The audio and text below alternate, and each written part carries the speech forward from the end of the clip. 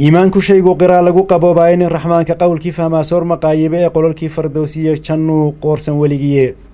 قانغار هدي آتيهين قيرا لغو بيري وحييgeena qiimaha ku sugan qoorsiga ilaasha quraanka iyo sunnaha la isku larayaan la kala qaadin qaada dhigoodana bartiya sida wax loo qeexo oo tafsiirka waa lagu qoyaa fura qulubtiina qiyaamaha xaqiisa dhawaan loo qulqulayaaye dadii uu qaadirkeeni wacnaa qaata amarkiisa alxamdulillaah والثناء لله والصلاة والسلام على رسول الله وعلى آله وأصحابه وموالاه أما بعد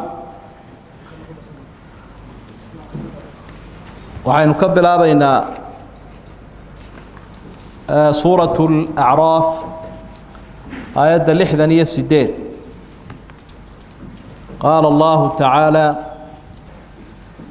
إلهي باوحوا للرسول كي سقاك ورمي النبي هود نبي هود باوحوا يبلغكم وحد سوى قارسين يا رسالات ربي قاي فريمه سي وحي جيس وأنا لكم ناصح أنا وحن إذن كيدين هايمد إذن دنين يا أمين ولقوا آمني أرنكن أو عجبتم يا الله يابتين أن جاءكم من ذي ذكر من ربكم وحي كيم إلهي نحجيس على رجل منكم نريدين كيدين كم إذا عرب كيس الله يدين صاروا يسقوا يدين شيء لينذركم سوى يدين كدجو واذكروا وحا حستان إذ جعلكم مركو إلهي يدين كدجي خلفاء وبدلي من بعد قوم نوح نبي نوح قلديسي أي هلكودي قشين وزادكم في الخلق حق أبور كري هاي وحيدين كرديي بسطة أود ونمن حق وين بيدين كرديي واذكروا آلاء الله إلهي نعموين كيس حصاكم مهدنقا لعلكم تفلحون سياو الليبانتان قالوا وحيد هذين قلدي غير عاد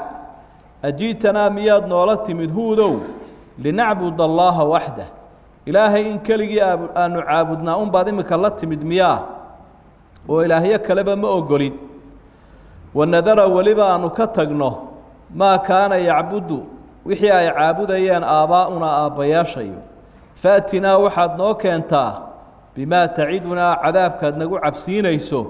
إن كنت من الصادقين هدات كم التهيكو ورنت شاقية قال النبي هود وحا أكيري قد وقع عليكم وحا إذن كل عيبا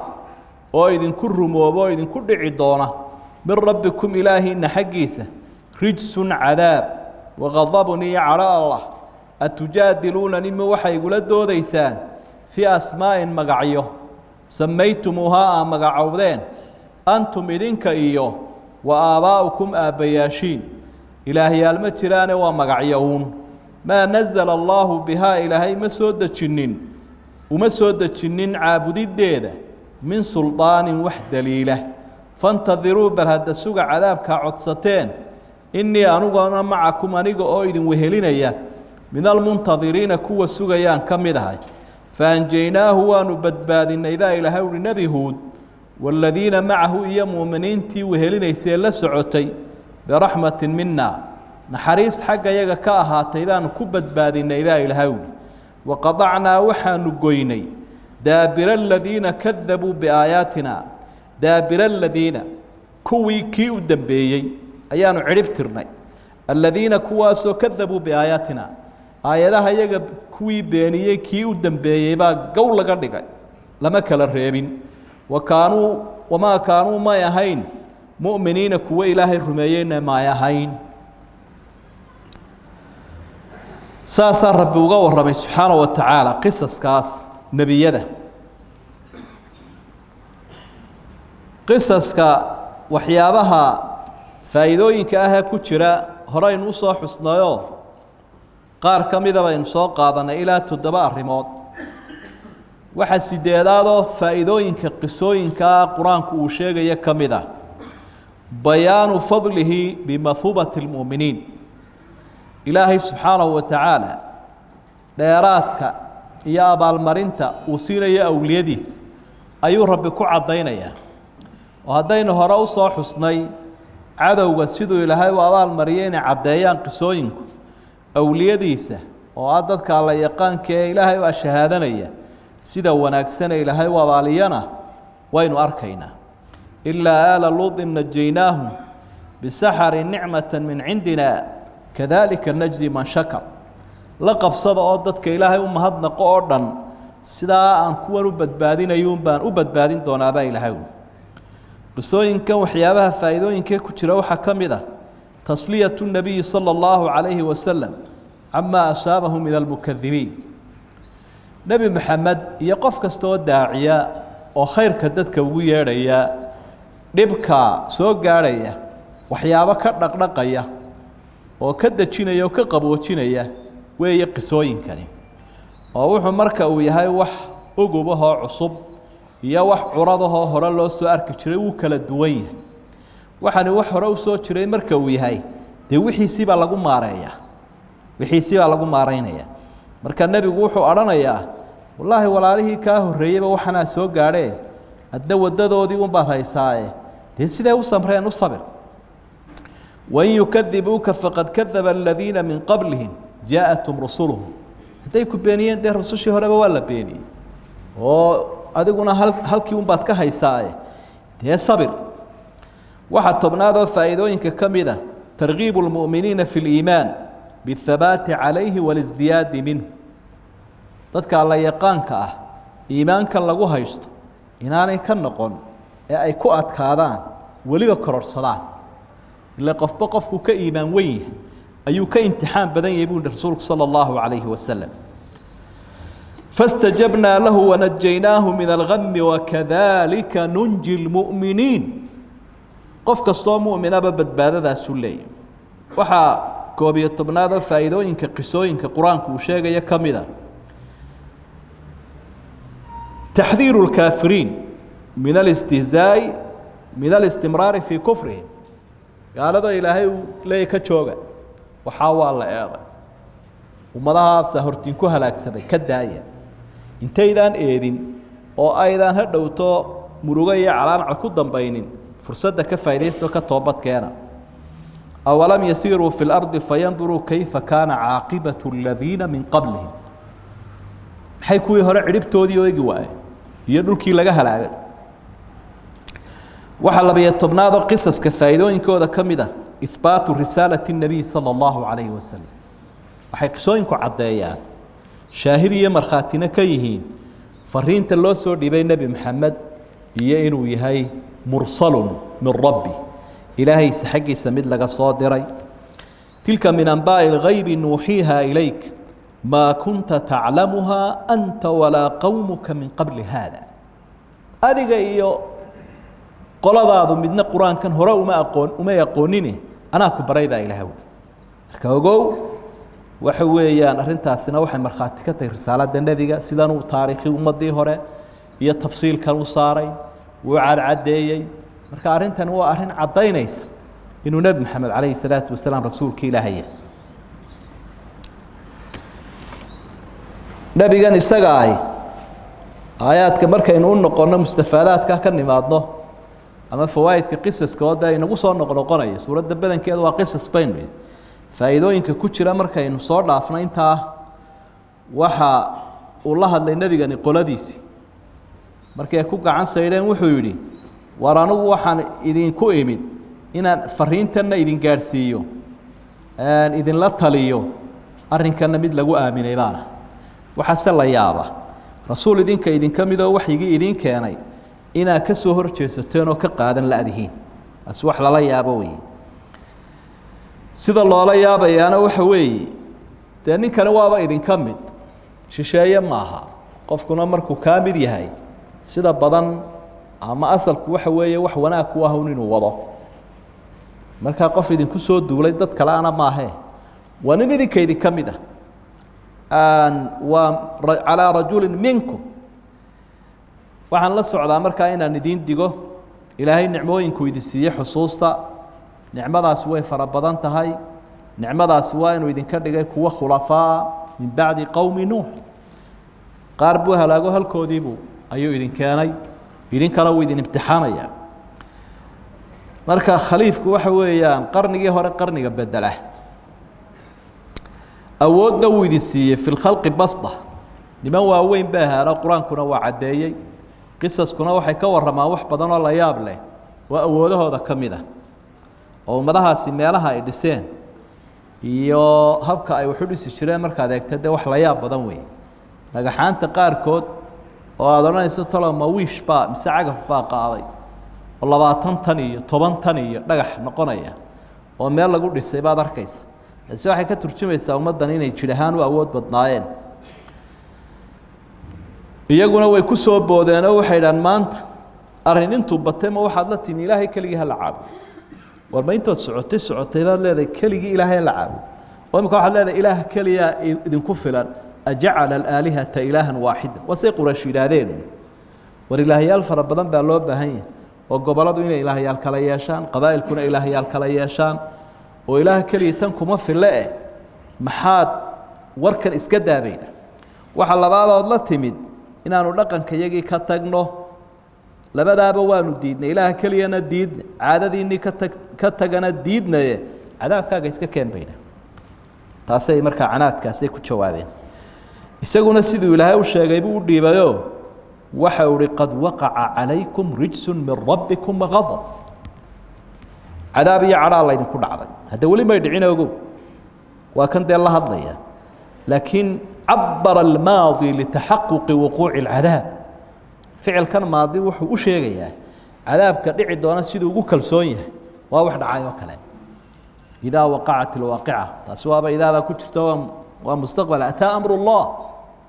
ilaahay arrinkiisii uu yimi waa qiyaamadii macnaha maadaamuu yahay waxani wax jiroon laga shakii karayn oo ilaahay sheegay wuu dhacayba hadday iyagu la yaabeen isna wuu la yaabay la yaabkiisu waa sax war waxaana ilaahyaal ka dhigteen waa magacyo magac idinkii aabbayaashiin magacowdeen atujaadiluunanii fii asmaa'in samaytumuuha antum waabaa'ukum idinkii aabbayaashiin baa magacaabay marka meeshu waxa weeye waa magac ee manfac ma jiro waa ismun biduuni musamma musame jiro oo markaa la taaban karayo oo wax qaban karayo manfac leh ma jiro waa magacyo aan wax ku hoos jiro faa'iidaha jirin ilaahayna ma soo dejinin suldaan ma nazala allahu biha ay bicibaadatiha min suldaan ilaahayna ma keenin awood lagu caabudo oo macnaha daliil lagu caabudo ilaahay ma fasixin ilaaha kale in la barbargeliyo mid muuqda iyo mid qarsoon ma ogolaanin ilaahay waxaan ilaahay ogolaanina diin ahaan iyo caqiid ahaan looma qaato isku kalsoon yahay fantadiruu inni macakum min almuntadiriin waaya idinkuna suga cadaabka codsateena waa sugaya waabuu bilaabmayba faadu waxay tusisaa atartiibu maca atacqiib markiiba faanjaynaahu macnaha faahlaknaahum waanjayna isagiina waanu halaagnay iyagiina waanu halaagnay reer caad nebi huud iyo intii mu'miniinta ay la socotayna waa la badbaadiyey iyagana ilaahay baa naxariistiisa ku badbaadiyey marka gaaladii waxba lagama reebin faqudica waqaطacnaa dheh waqaطacnaa daabira aladiina kadabuu biaayaatina marka daabirku waxa weeye qolo meel socota ka u dambeeya markaa kolka intii hore lasoo halaago kii u dambeeyeyna kama hadhin hadalku wuxuu la mid yahay ama yusaawi uu la mid yahay isti'saal buu ilaahay ku sameeyey mabay kala hadhinba aladiina kadabuu biaayaatina wamaa kaanuu mu'miniin kol haddaanay iimaan lahayn ilaahayna ay beeniyeen waa saasay ugu dhammaatay qolada ah waxyaabaha marka aynu ka faa'iidaysanayno aayaadka waxaa ka mid ah dib markaynu haddana mar labaad ugu noqonno innaga rususha ilaahay baynu ku dayanaynaa rusushuna markaa waxay la taagan yihiin annadaaratu waannasiixa dadka in loo daneeyo loona digo qofka daacigiina waa sidaa dhammaanteenna ducaad baynu oo dadka wixii dan u ah baa loo sheegaya diintu waa dantooda addiinu nasiixa qofka muuminka ahina sidaa nebigaasi uu sheegay wa ana lakum naasixun amiin khaa'in maha qofka muuminka ummaddiisa wuu u daneeyaa badbaadadu la raadiyaa marka nasiixa iyo nadaara labadaasaynu israacinaynaa digniin iyo dadka inaynu u danayno ناصح أمين أمانتنا أدبي مهم تايو dee qofka ku naseexaynaya waa qof aan aaminahum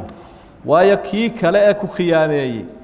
lama yidhaahdo amiin waa khaa'in hadduu kula taliyo qofka taladii uu ka been sheego magaciisu amiin ma noqdo marka arrintaasi aad bay muhiim u tahayoo hadiga rusushu waa kaa innaguna aynu kaga dayanayno dadka in diinta la gaadhsiiyo diin baana dantooda ah balaayada soo socotana uga digaysa waxaynu ka faa'iideysanaynaa asbaabu najaah fi hadihi alaayati arbaca waxyaabaa lagu badbaadaa diin iyo dunyaba afar arrimood bay sheegtay aayadda u fiirso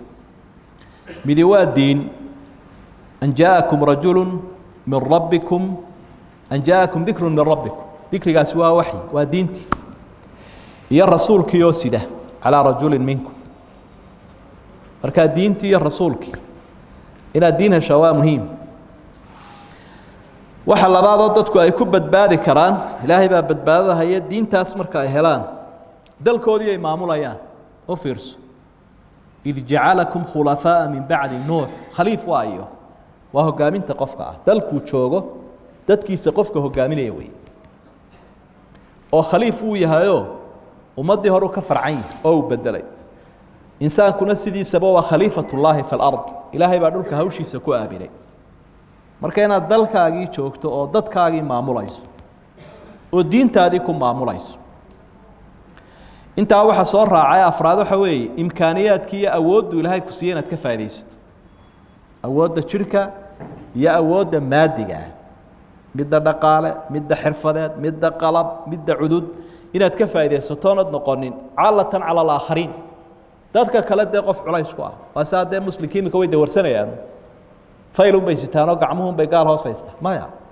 awoodda inuu ilaahay siiye ay ka faa'idaystaan buu tilmaamayaa marka uu leeyahy wazaadakum fi lkhalqi basta muruqyadaa buurbuurani bannaanka iyo iska joogina ka faa'iidaysta wey marka waa diintii waa dalkii waa qiyaadadii wanaagsanayd waa imkaaniyaadkii oo laga faa'iidaysta hadi min asbaab الnajaah waxyaaba ay ummaddu ku badbaadayaan wey sidaa daraaddeed haddii dadku aanay helin diin aanay helin waxaan kaloo lama anfacaan xagga dambe aynu ku arkay arrintaasina arrin aad u muhiima weeye waa marka la doonayo ummaddu inay badbaado intani bayna nicamka ilaahay yihiin diintaada dalkaaga hogaamintii wanaagsanayd imkaaniyaadku ilaahay ku siiyey intani waa min nicam illaah oo mudan in ilaahay loogu mahadnaqo si uu kuugu kordhiyo u fiirso fadkuruu aalaa allah lacalakum tuflixuun waa nicmooyinkii ilaahay nicmooyinkii ilaahay weeye ku mahadnaqa markaasay liibaantu imanaysa waa asbaabu najaa wa asbaabu lfalaax asbaabu lhalaagna aayadda ku xigtaa ilaahay uu ku sheegay waxa lagu halaagsamayo waa caqiide xun iyo caado xun oo la raaco waaba labadaa halkii ilaahay laga rumayn lahaa waxaa la rumeeyey ilaahyaal iyo sanamyaal iyo shayaaiin iyo xorriyad siday maanta gaaladu xorriyad bay caabudaan waxay idhahdaan shayga noogu sarreeyeenu haynaa in cidda loogu dul qaadanayn waa xorriyad xorriyaddu hadday noqon lahayd tii xuduudda lahayd sax bay noqon lahayd laakiin waa xorriyad ilaahay iyo diin laga xoroobayo waa arrimaha lama taabtaanka bay dhaan agtayada marka caqiidadii xumayd ee ummaddani ay ku halaagsamaysay waa taa aji'tanaa linacbud allaha waxdah waar ilaahay keligii naguma filla bay dhah ilaahay keligii dadkan kuma filla caqiidadaa xun waa lagu baaba'aa waxay doonaanba dadku ha haystaan caado xun oo la raaco halkii diinta gashaano waa la mid wanadara maa kaana yacbudu aabaa'una u fiirso waa caadadii xumayd iyana marka in caado xun la raaco oo sharciga lagu bedesho sharcigana loo dhagooleeyo iyana waa waxyaabahay ummaddu ku badbaadaan ama qaanuun ha lagu sheego ama xeer qabiile ha lagu sheego ama xeer kooxeed ha lagu sheego arrinta saddexaad ee lagu halaagsamaana waxa weeye canaad u fiirso nimankani maxay sameeyeen faatinaa bimaa tacidunaa in kunta min asaadiqiin shaygan qofka mu'minkaa dhaqankiisu waxa weeye haddii la idhaha shaygaa ilaahay baa yidhi oo rasuulkaa yidhi facala araasi walcayn aqbalay buu leeyahy laakiin iimaan laawaha astaantiisu deg deg loogu halaagaya waxa weeye canaad cadaabka ilaahay marka la sheego halkuu qofka muuminkii cabsan lahaa isagoo canaad baabu keenay waar waxaad doonaysa samee diin baad sheegaysaa iyo ilaah iyo aakhiro iyo wixii doonayaaba ha dhaco saddexdaa arrimoodna waa asbaabta lagu halaagsamo oo mudan runtii dee in la iska ilaaliyo aayadda ku xigta waxaynu ka faa'iidaysanaynaa shaygu markuu caqiide yahay inuu lagama maarmaan yahay daliil sugan in la helo daliil caqliya iyo mid sharciya labadaba maa nazala allahu biha min suldaan oo fiirso daliil ilaahay ka yimid weeye maaha mid isqancinahum waxa weeye shayga caqiidu ku saabsan yahay soo maaha waa in la helaa xuja ilaahay xaggiisa ka timi taasaa markaa la cuskan karaya aayadda kusii xigta ee u dambeeya darsigan ama casharkan waxaa rabbi uu xusayaa mar kale dib ugu noqo haddana nabadgelyadu waxay ku jirtaa dadku inay ilaahay rumeeyaan si ay naxariis u helaan faanjaynaahu waladiina aamanuu macahu biraxma bisababi raxma naxariis iskamay nabadgelin awooday lahaayeen may ahayn gabasho may ahayn xirfad iyo xeelad may ahayn laa xawla walaa quwata ilaa billaah baynu leen waa biraxma u fiirso naxariis ayay ku badbaadeen naxariistana maxaa u sababa wamaa kaanuu mu'miniin dee mu'miniin may ahayn baa layidhi kuwan la halaagaya kuwa hore mu'miniin bay ahaayeen marka ilaahay naxariistiisana iimaankaad ku helaysaa marka iimaanka aada xaqiijisaad naxariista ilaahay iyo badbaadada helaysa marka qur-aanku jawhartaas iyo wuxuu inoo caddaynayaa xikamkaa faraha badan ee ku jira oo ah sidee ummad loo dhisaa sideeba ummadi u badbaadaa sidee adduunka looga faa'idaystaa sidee aakhiro loo macaasha wallahu aclam يا منزل الآيات والفرقان بيني وبينك حرمة القرآن اشرح به صدري لمعرفة الهدى واعصم به قلبي من الشيطان